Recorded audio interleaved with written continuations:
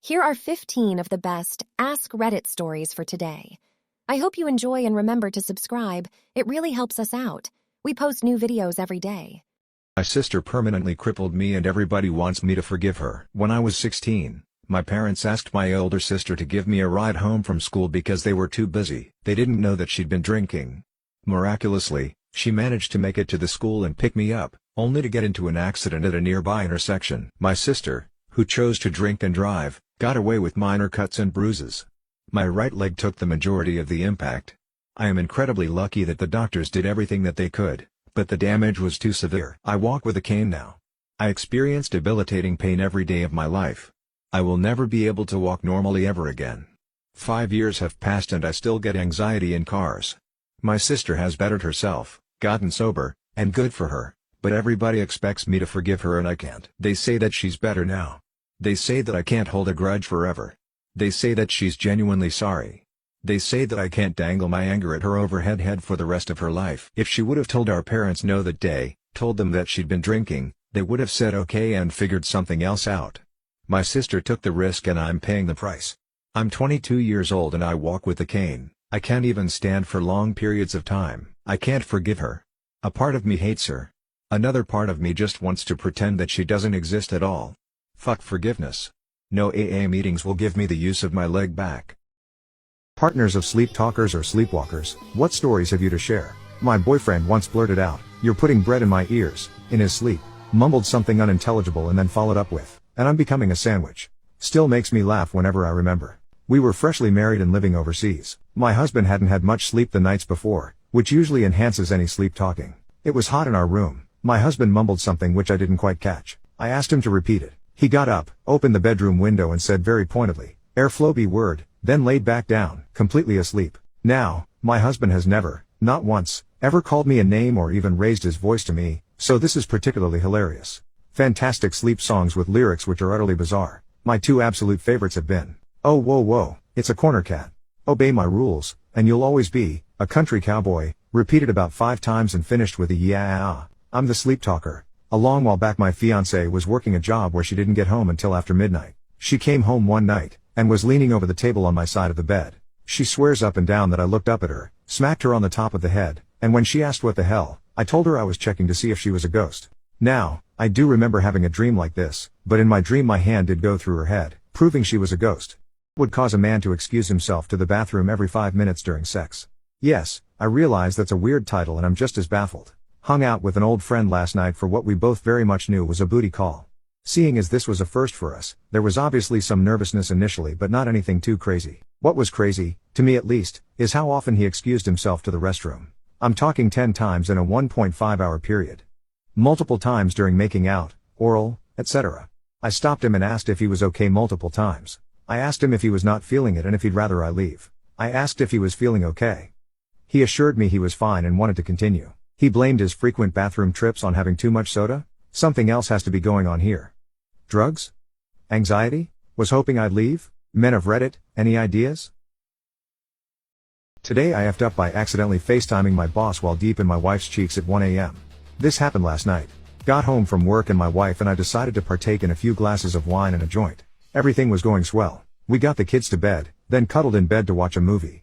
At some point, I decided to get up and take a shower. When I got out my wife was standing in all her glory in a little blue corset and see-through undies, and from there it was all over. So we start going at it and I hear a sound from next to us that thinking back on it was the sound the iPhone makes when making a FaceTime call, but at the time my high and drunk behind thought it was an alarm I forgot to shut off. So my dumb butt pauses and grabs my phone from right beside us to shut off the alarm. I'm on my knees in the bed with the phone and hand resting on the bed in front of me. I stare at the phone for about 15 seconds and then it hits me what I've done, but by then it was too late. A disgruntled obviously just woken from slumber man answers the phone and I hear, "Oh what the hell." The front-facing camera gave my boss full view of my engorged python in HD. The only thing I could muster to say at the time was, "Holy crap, I'm so sorry, this was a butt dial." Then I hung up lol. What scientific experiment would you run if money and ethics weren't an issue? I'd train gorillas in weightlifting, really see how tanked they can get. Boost them with steroids along the way. After that, I'd take my army of beasts, pump them full of cocaine, and let them loose in an empty shopping mall. Wanna see which stores they like, and which ones they don't? You know, for science and shit. The Gilligan's Island experiment. Shipwreck 100 people with vastly different backgrounds, wealth disparity, and personalities on a remote island. See what kind of civilization grows from it. Then do it 50 more times to check results against each other. Have an Olympics where every single athlete is drugged to an insane level. I think it would raise what is possible by today's standards drastically. CRISPR the absolute fuck out of some kids and make some next level humans that can run stupid fast and jump crazy high, then make the superhuman Olympics and figure out what humans are really capable of.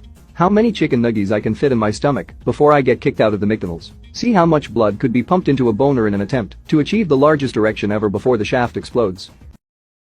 I perceive people as tastes, and my boyfriend cannot get over his. Just a little bit of background, I have synesthesia. I perceive people and certain words as different tastes. I often don't talk about it, but it came up in conversation with my boyfriend. We've been dating for about 5 months now, and he's absolutely shocked about my synesthesia. He's a bit of a nerd, so he's still fascinated by it. When he asked if he had a taste, I told him he was citrus, and he's been elated about it ever since. He knows my favorite everything is citrus.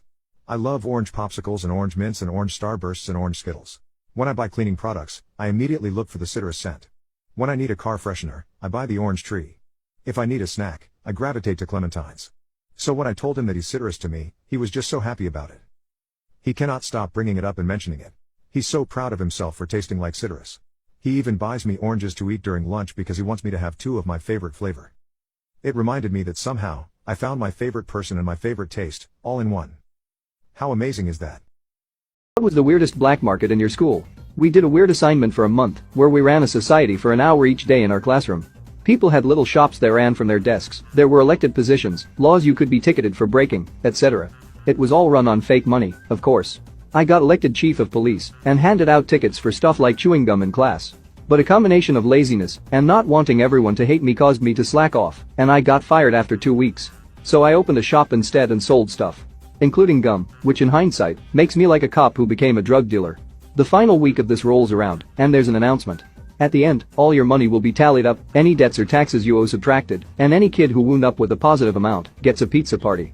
Kids who are in the red have to write an assignment on how and why they screwed up. This electrifies the class. Missing out on a pizza party is a big damn deal when you're 10, and well under half the class is currently in the black.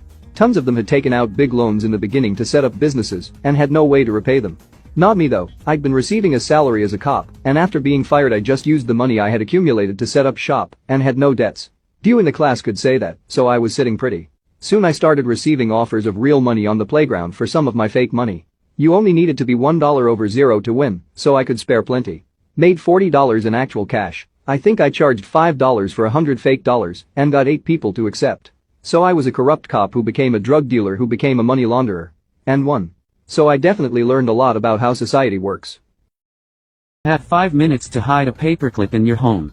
A detective has 24 hours to find it. If they don't, you get $10,000. Where are you going to hide the paperclip? My ass. I doubt he's gonna spend 24 hours investigating there. And if he does, win-win. But to my 3-year-old, tell her it's important and to remember where she leaves it. Inside the rubbing alcohol bottle, that way the paperclip sniffing dogs can't find it. I'd unbend it.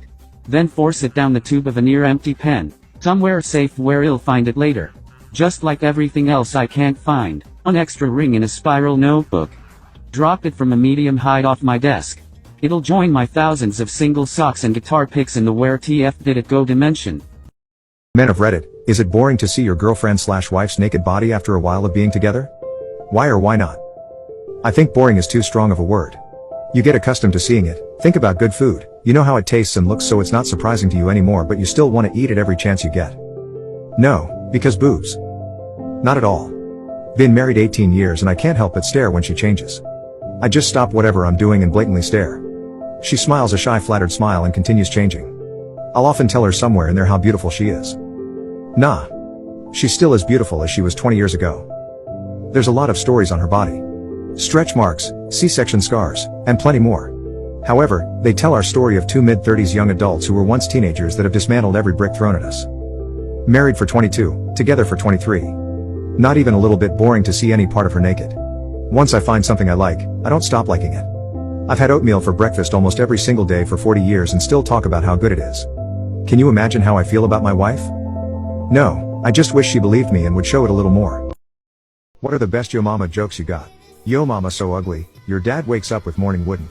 Yo mama so fat, when I had a threesome with her I never met the other guy. Yo mama so poor, she goes to KFC to lick other people's fingers. Said that one to my wife a few years back, but forgot the mama part of it. The memory still hurts. Your mama so fat, her memory foam mattress wish it could forget. The earth was flat until they buried yo mama. Yo mama so ugly, criminals break into her house just to close the curtains. I can't say jokes about yo mama, in my religion cows are sacred. South Park. Yo mama so poor she can't even pay attention. Yo mama so fat that it's seriously starting to affect her quality of life, and the doctor has recommended a few different diet options. Yo mama so old that when she went to the historical museum they wouldn't let her out. I decided to leave my boyfriend of 3 years today while he's at a pool party.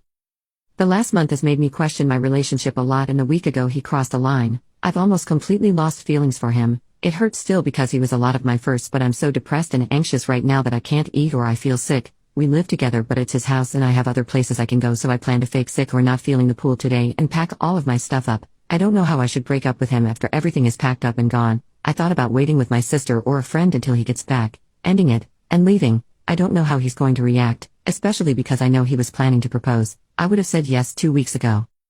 I still love him, I really do, but he's lied to me about wanting kids, practically forced me to choose between him and my dog and cat. I regret choosing him, and tried to make me feel like I was overreacting and taking things way out of proportion when I was extremely upset. My dog is at my parents' house, so I look forward to having my baby back, and I'm glad I can turn things around. I really hope I can stay strong and tell him why without starting to cry. I've cried too much already. Was the most pathetic attention-seeking behavior you've ever witnessed. My mom has custody of my sister's daughters because my sister abandoned them. My sister doesn't ask about them, doesn't try to visit them, doesn't call them. Surprisingly, my mom got a call from my sister on the oldest daughter's 5th birthday. Unfortunately, it wasn't to wish happy birthday. It was to announce she had stage 4 duodenum cancer, which was upsetting, obviously. Only my sister didn't act sick. She acted excited about all the concern. She never went to the doctors, and people started to catch on. About a year later, after people started calling her out on her inconsistencies, she put on her Facebook that she had been feeling sick all week. She puked twice that morning and went to the hospital, and the doctor declared her cancer to be gone. She puked up her cancer. Of course, some dumbasses commented on her status congratulating her for being cancer-free. My comment was deleted though. Something to the effect of, "Really? You fucking puked up cancer? Why the hell would you take attention away from your daughter's b-day with this shit?" Hey, you probably didn't really notice me, but I was in your physics class and I thought you were really cute and got your number from your friend. Oh, hi. Who'd you get my number from? Justin, I was wondering if you want to maybe go out for coffee or something else like that sometime this week? I'm flattered, but I don't think I'm interested. Lamau WTF, you don't even know who I am. 1. I asked Justin and he told me who he gave me his number to, so I do know who you are, Amanda. 2. I'm just not interested in going out. I'm not trying to offend you and just uninterested. Lamau, you aren't even worth my time. Justin said you didn't have a girlfriend anymore and that you were single, and I thought you like half decent. It was more pity than anything, Lamau. Don't talk to me anymore. Mao, you thought I'd be interested in you, you're delusional. Messing up a change with me, and Mao, your loss anyways, I'm way out of your league. I love seeing someone's true colors and realizing how disgusting they are on the inside. Whatever, don't message me anymore, I'm done with you, stupid prick. What? Just flew in the middle of 2 really fat passengers. Holy fucking shit, I'm mad. I just had the most uncomfortable 5 hours of my life because I had to fly between 2 very overweight, obese probably, passengers. Both of them took parts of my seat. I spoke with a member of the cabin crew, but they simply said that the plane was full, so whatever. They offered me a free meal. Seriously, if you're fat, buy 2 tickets. You're taking part of other passenger seats. Why don't airlines make it mandatory? Edit. Damn, I had a connecting flight and meanwhile this sort of blew up. No, I do not hate fat people, and yes, they are human beings and have a right to be fat. However, your personal choices have consequences for you and others. Should fat people buy extra seats? Yes. When do you know? When you start invading other people's personal space. How would you know? Ideally, airlines would be able to measure this. Should airlines make airline seats larger? Maybe. I don't know. I don't know how profitable are most flights already. Edit 2. So a lot of people are saying that airlines should simply make their seats larger. Okay, I don't want to get into a whole debate of capitalism and corporations bad. That's a whole new topic. And with that being said, I am no airline executive, but I have worked as cabin crew, and I do know that airlines generally make very small profit margins, especially with today's uncertainty. Airlines of course are businesses and they need to be profitable. Not to mention the idiotic idea of replacing every single seat of every single plane out there. It would be a logistical impossibility. What's the stupidest thing you've seen a fully grown adult get angry over? Part 2. I worked at a bookstore in high school, and every winter we have a book drive, and ask customers if they'd like to donate a children's book when they are checking out. Usually people say no, Sorry, but one guy would not stop going on and on about how if he wanted to buy a book, he'd just keep it, not donate it. So I replied okay, you don't have to donate, and proceeded to move on in the process and tell him his total, and he just kept circling back to how ridiculous it was that I asked him to donate a $4 book to kids in schools who couldn't afford them, up until the moment he left. He's the only person I ever thought was an a-hole for not donating. I answer 911 calls. One day we had a fatal car crash happen, and had to reroute traffic from the main road down a side road, then back up to the main road. A woman who lives on the side road called 911 asking why there was commercial traffic passing through a residentially zoned home. I explained there was a serious car accident on the main route, and that as soon as that was resolved, the detour would be removed. She continued to complain, very angrily, that the trucks going by her house were kicking up dust and pebbles into her driveway, and demanded we send someone to clean it for her. I said no, we don't do that. She demanded to speak to a supervisor. I got all her information, then I told her he'd be along to speak to her in person after he was finished informing the family of the person who died in the car accident that their family member was dead. Then I hung up the phone. When the sergeant got there, she refused to come to the door and refused to answer the phone when we called her back. Make-A-Wish employees, what was the strangest thing a kid asked for and actually received? My friend's an aquarist, and she told me about one 17-year-old cancer patient who had a wish to smell a sea lion's breath before he died. He had read it was the worst thing ever and was just curious to experience it for some reason. Plus he liked sea lions, I guess. She was of course pretty shocked by the request and said, "Are you sure? I promise you really don't want to smell it. I always make sure to hold my breath if I'm getting that close," but he insisted and it was arranged. He puked, and didn't enjoy it very much. A funeral.